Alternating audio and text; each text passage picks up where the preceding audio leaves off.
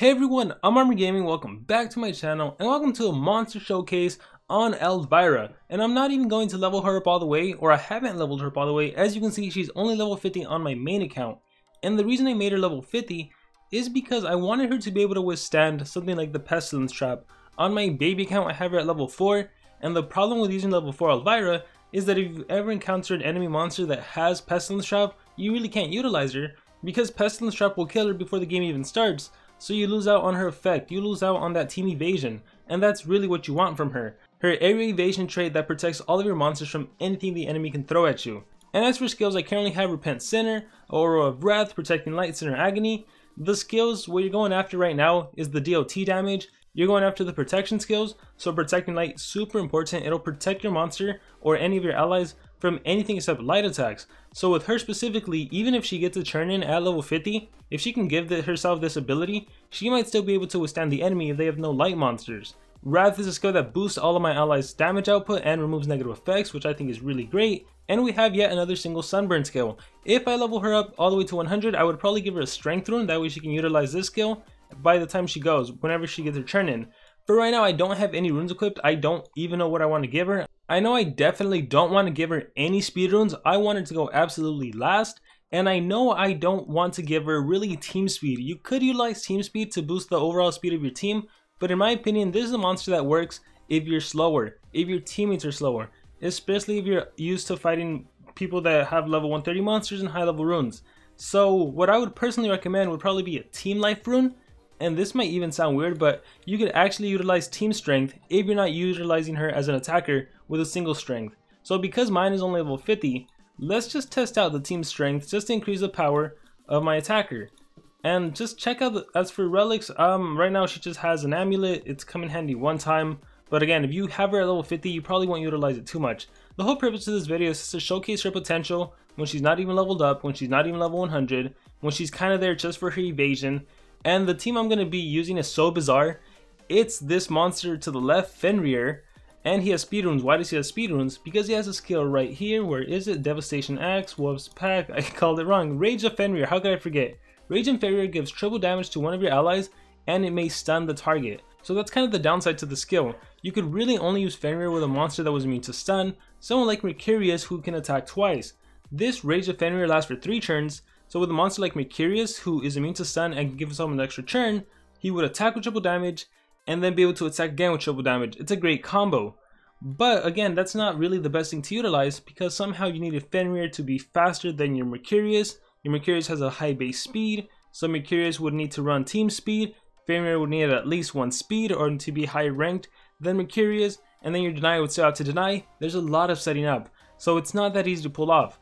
But because I have this amazing Elvira, now I can pull off something with my Burrito, my Barakor, who also has an extra turn skill and essentially can do 2 attacks with triple damage. So I don't know if this team is going to work. I imagine it will. I don't see how it can't.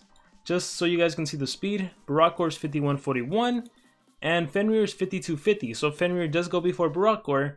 And again, my whole team has evasion, so I'm probably going to face a Ruby that's going to do lane odds. Going to miss. Control dice, going to miss. Whatever she does, it's going to miss. Maybe she hits me with her ult, it's all going to miss. As for the other monsters, well, let's see what happens. And so check it out. For the first battle, we fight a 130 Ruby, a 130 Faraday that has the Oblation Trap. Yikes, he has 2 level 10 team speed and a level 10 strength. And look at that, a level 100 single life, team strength, and team life. So see, no speed, no team speed. So pretty great setup. Even though, and this is something I've been telling people, I've been telling everyone, Elvira is not a great monster on defense in my personal opinion. She's phenomenal on offense, but on defense she's easy to counter, and it's for the fact that you can just be slower than your opponent. Now in this case, I'm bringing monsters with speed runes, so I actually outspeed her. But if I just had like level 100 monsters like a Voltic or maybe a Xyla, just low level monsters, level 100 monsters, and there wasn't a Faraday on the team, I could just bring an extra turn monster and easily win, and I'll probably showcase that in the next battle. But for now, let's see what's going to happen. Ruby will go first, do her denial skill, it's going to miss. Faraday will go next in the turn order, and then my monsters will go. First my Fenrir, and then my Barakor. And thanks to the triple damage, I'm pretty sure I'm going to be able to OTK Faraday. I hope so. If not, I could run into some trouble. but hopefully you guys get the main gist of the strategy. So let's click fight and let's see how this battle actually plays out. Ruby goes, laying odds, miss, miss, miss. Faraday goes, does infamous whip, also triple miss. Fenrir goes and we'll do Rage of Fenrir on Barakor. So I have the triple damage working for me, I have the damage advantage over Faraday working for me. Can I LTK him? I even got my ultimate working for me. Let's see, Bestial Charge. I'm going to go with the original plan because, let's be honest, you're not always going to get an ultimate. So Bestial Charge, that's one level 130 monster down, level 100 Nemesis monster. And as for Ruby, Bestial hits, Pure Rage, Healing Flesh, doesn't matter. Bam, that is another level 130 Nemesis down. And all thanks to my level 50 Elvira. And look, she doesn't get a turn for 3 more turns. And the only reason I leveled her up to level 50 is again because I wanted to protect her from Pestilence Trap. Specifically, I wanted to protect her against one ranked up Pestilence Trap and maybe like a level 25 Pestilence Trap. Or she can survive like 3 level 10 or like 4 level 10 Pestilence Trap. So I gave her a high enough HP, base HP, for those situations where the enemy can hold a couple Pestilence Traps. Like if I face a Kihaku, he can hold 2 traps. Or a Hackster, for example, he can hold 2 traps. So that was kind of my thought process. Anyhow, now let's see what I can do. She will take no damage except light attack, so I'll just recharge. I will just recharge, and let's see who she attacks if she does a single attack. That's another thing. Did you notice that she attacked herself? When you have a low level Elvira, the AI tends to always attack her because she's low level and the AI thinks she can like finish her off, which is not the case. You can't finish me off. So now what am I going to do? I can do damage boost, blocks out except light attacks, sunburn will land, sunburn. So let's go ahead and just apply the sunburn, and that way we inflict a little bit of damage. Let's try to land nightmares and daze, mostly to reduce her accuracy so she misses her next attack. Let's, you know what, just for the sake of attacking, let's attack. Oh, actually it shows you right there. See, she'll lose no damage. So, or no HP I should say. So let me just attack for fun, like that. 0 health thanks to her shield.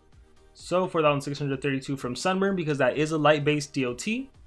And let's see what happens. Forgiveness, so no real damage output skills, just a bunch of supportive skills. I should have probably stunned myself. So let me do that right now. Rage of Fenrir. Let's see if I get stunned or not. See, I got stunned. This is where having the evasion really comes in handy. Let's do some more dazing and nightmares. Daze and nightmares. Nightmares landed, not the daze. Ultimate attack. Let's do Bestial Charge. 56k damage and immobilized. And let's do Bestial hits. So what did you guys think about that battle? I personally thought it was really great. Let's move on to the next battle. Alright, cool. So next we're taking on this base that has a 130 Jazzastar, a 130 Vada Magma. I attacked this base because I was hoping Vada Magma had the Pestilence Traps because that's what I really want to show that I can counter. But unfortunately it didn't happen. So let's see, what do we have to work with, or what do we have to face against? We have an Exhausting Trap. So after being hit, if attacker stamina is above 75, 60 points of stamina is removed from it. Okay, he can also revive. He has the revival essence. As for his Elvira, has a base speed of 5178. Now let's take a look at my monsters. We have a 110 Volt, base speed. He has no speed runes. So that's the cool thing. If your Zodla, your Volt, or your Charmless, if you run them with Elvira, you don't even need the speed. And as for my Charmless, look at him. He has a speed of 3975. Super slow monsters that would never stand a chance against the likes of these high ranked up monsters. But let's click fight and let's see what happens. So Jazzastar will probably, Vada Magma goes first. He's going to do Fire Trap, his AoE. Jazzastar will do Faceless, his AoE Possession, Nightmare skill, which as you can see, nothing lands. She'll do a skill, she'll do a skill, Forgiveness. This gives, sorry, I'm still learning. So I think that was remove negative effects, something. Anyhow, now it's my turn.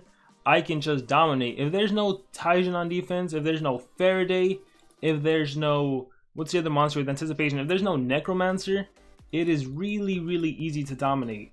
So you know what? Let's just go ahead and take out their attacker. Let's get rid of Vada Magma. So I'll start by attacking. I'll do Epic Quest, make him weak to nature attacks. And I'm gonna go for Jazzastar last, I believe. I'm not sure how the whole revival essence thing works, so I don't want to mess it up. And then he also has the Exhausting Trap, which if my stamina is above 75%, it'll remove stamina from me. So I might as well just waste my attacks finishing him off. And I just realized, I hope I didn't make a mistake. Let's make her weak to actually I should have done that to Jazzastar. Sorry, when I'm talking and fighting, sometimes I don't do the best attack. So I'll do hats. Next attack should kill Vada Magma. Tangled Cloak. And then you know what? I might as well, yeah, I'll just leave Jazzstar. He's not really that much of a threat. With Voltic, I'll damage him a little with Static Shocks. So for now, 26k. Entangled Cloak, make him weak to nature. What do I want to do? Let's just make sure I can finish her off. And in case I get possessed or something, my monster will recharge. So let's do Static Shocks. Let's do 20k volts. Nice, nice. 14k damage. Static Shocks. And look, it's a pretty straightforward battle with this monster.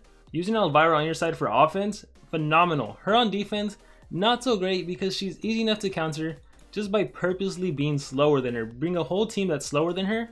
Because you know her base speed at 100. Her base speed at 100 is, I guess, 5178. No, she has team speed. She has a lot of team speed. Her base speed at 100 is like 30 something. 37 maybe, 36. I don't know. You guys can check on the wiki. The point is, all you have to do is purposely be slower. And she's plenty easy to counter. So if you encounter her at 130, don't be scared. Don't think like, oh my gosh, how am I going to fight her? Just be slower. It's that easy. If you don't have your own Elvira, you can maybe bring a monster like a Gakora who is actually fast. And the very first thing you can do, cool, I won. The very first thing you can do is set up team evasion. So I hope you guys are seeing like how to utilize her in terms of offense. She's been out for a while. You've probably played around with her if you've had her. But anyhow, oh, the battle's not over because he revives. So let's do Static Shocks. Let's do... And keep in mind, guys, like the runes on my monster, well, a level 9 stamina, level 7 strength, that's pretty good, but not the best. He even has a level 5 stamina. As for my Charmless, he only has a level 8 stamina rune. His other 2 rune slots are locked, so I can't utilize them. So, I mean, like, without even having the best of the best runes, you can dominate some really strong teams thanks to Elvira. She's incredible, incredible, incredible. Not even leveled up to 100. Sometimes she won't even get a turn in and you still dominate the battle. Alright, this next build I want to show you, it's really more of just for fun. So I picked an odd base to go up against, but it didn't matter if it was like a 130 Ruby or whatever, it would work against anyone. This team combination right here essentially revolves around Nox the Condemned and monsters like Nox the Condemned. So normally I wouldn't run a Fenrir, I could run a Voltic, I could run someone that has extra turn skills in case Nox can't finish them off. Because Nox might actually end up killing himself. But anyhow, let's press fight and let's see how this battle goes. And I'm curious if you guys are seeing the strategy, why I brought Nox, why Nox specifically with Elvira works wonderfully. So the evasion is set up, Barakor attacks, okay, that's a miss. Victim chosen, hey, that's a miss too. That would have been an 80 damage special based attack. Lethal flare, hey, that's a miss too. So Fenrir, what I'm gonna do is do Rage of Fenrir to give my Nox triple damage, and that's that. So now Fenrir, he's vulnerable, he can get attacked. If the enemy AI chooses to attack him, he's probably gonna die. But honestly, even if he doesn't die, probably Nox is gonna finish him off. So then is Nox's turn. The cool thing about Nox, he has triple damage right now. He has a skill called Abducted Soul, and there's plenty of monsters that have a skill like this. Razul comes to mind. There's monsters that will inflict damage to your own team for some sort of benefit. In Nox's case, he actually kills an ally, completely kills an ally, and he gives himself double damage, double life for 2 turns. So keep in mind, I already gave him triple damage, now he's going to have double damage, that's 6 times damage. Now the cool thing is when your monsters have evasion and you activate Abducted Soul, let me click Elvira, check this out. She doesn't die. Because of evasion, I get the boost, so it's a free boost essentially, and then a monster like Nox has a skill called Total Obliteration, which, take a look at that, absolutely kills everyone with over 56k damage. And now let's just hope that it doesn't miss, right? Because I'm basically going to be blowing them all up. Total Obliteration, bam, complete wipeout. Look at that, Elvira stays alive thanks to evasion. And oh darn, but normally that's how it would go. Look, he still can't finish me off. Normally that's how a battle would go. And again, usually I wouldn't bring Fenrir. I wouldn't have any need to do that 6 times damage. Nox by himself with the double damage and Total Obliteration is usually strong enough to wipe out the enemy. Unless they're all ranked up, maybe they have life runes. Maybe that's when you want to use some sort of boost with triple damage by bringing a Reptile, by bringing a Fenrir. And that's essentially what you want to do. But if not, for example, if instead of Fenrir it was a Voltic or Prince Charmless, well then they would have taken care of the rest. If the enemy still had HP left, they could have just attacked endlessly until they finished them off. And anyways, that's going to be it for this video, this monster showcase on Elvira at level 50. I think she's phenomenal, I think she's incredible, but now I want to hear from all of you guys. What do you guys think? What has your experience been with Elvira, this new incredible amazing Warmaster monster?